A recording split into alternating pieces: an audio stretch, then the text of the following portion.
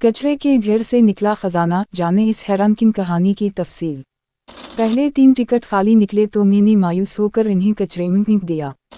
किस्मत की देवी ने एक लम्हे में जिंदगी बदल दी जब पामीला हावर्ड थार्टन नामी खातून ने कूड़ेदान से निकाले गए एक लॉटरी टिकट से उसी $1000 जीत लिए।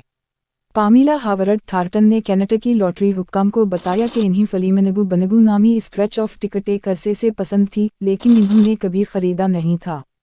लेबनान जंक्शन के एक स्पीडवे स्टोर पर उनके दिल में अचानक ख्याल आया कि ये टिकट ज़रूर खरीदना चाहिए।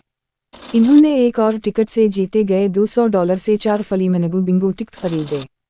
पामीला ने कहा कि मैंने वो टिकट दिन भर काउंटर पर रखे भुला दिए। रात दिन के 11:30 बजे याद आया और मैंने खेलना शुरू किया।